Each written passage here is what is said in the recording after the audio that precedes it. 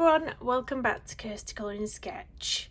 So if you're new to the channel and you haven't seen content like this from me before, this is a colouring and sort of sketching pan pastel paintings type channel. So I don't do these ones too often, but this is a little surprise. This one is a little surprise. I haven't told Debbie that I'm doing this, so hopefully it's going to turn out nice at the end, but we shall see. This is of course Colour Me Stress Free's little dog Eevee that sadly passed away a few months ago, or last month depending on when I get this painting finished. And yeah, I thought I would give it a go. If it's pants, I will not publish this video and she will never know I attempted it. But if it turns out okay, or it turns out fantastic, then it's going to be a huge surprise for her, because I will be knocking on her door with this in a frame for her. So the products I'm using today is, I'm doing this on a piece of pastel matte. If you're not familiar with pastel matte paper, it looks like this. So it says pastel matte at the top. You can get this in different sizes and different colours on Amazon.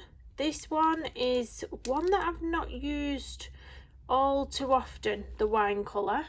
I haven't actually used that. It looks like a gorgeous colour, but I haven't used it. There's a dark blue, there's a light blue which looks more like grey to me, which is the colour that I'm using here. This is actually a light blue, but I don't know, it looks grey to me.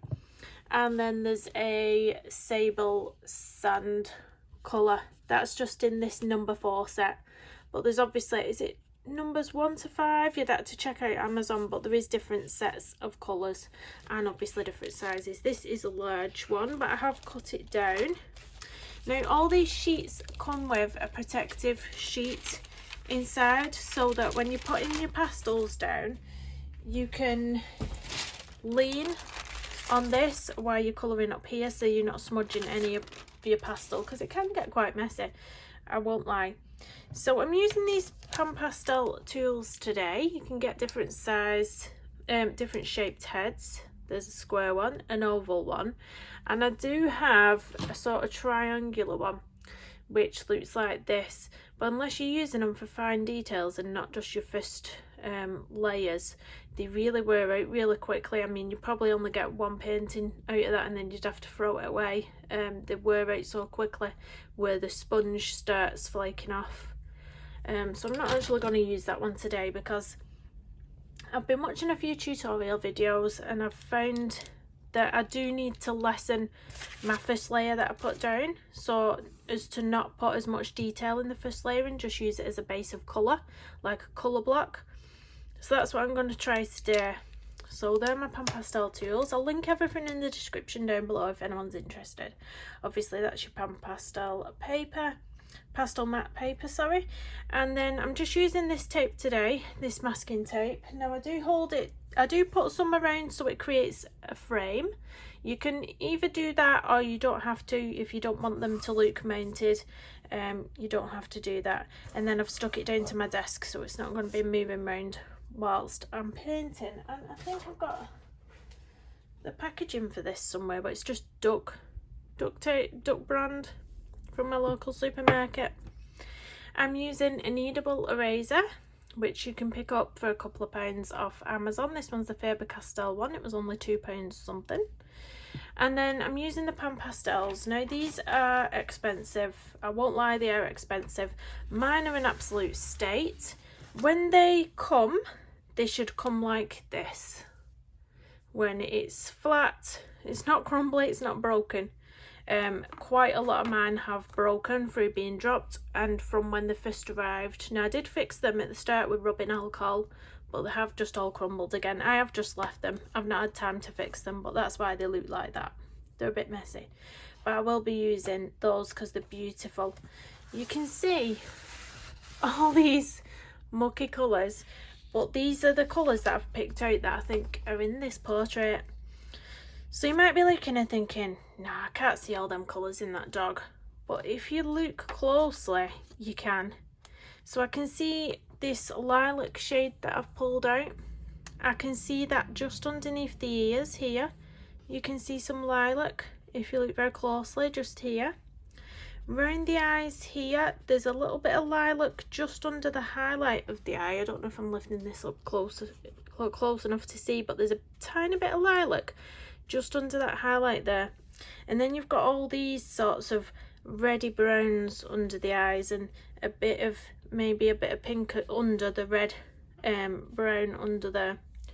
Near the nose here, you can see a really royal blue type tone, which is why I brought these two colours into play.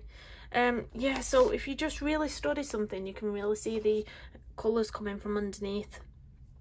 So I've got all them colours out. I've just realised I've put it over the top of my paper.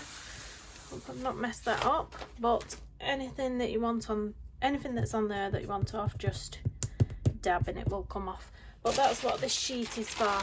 This sheet is for protecting it whilst you're moving around. I'm left-handed, so I'll be moving around like this. And that's to protect whatever I've done when I'm moving around.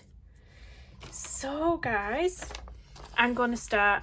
This is going to be a time lapse because obviously these projects do take me 6-7 hours depending.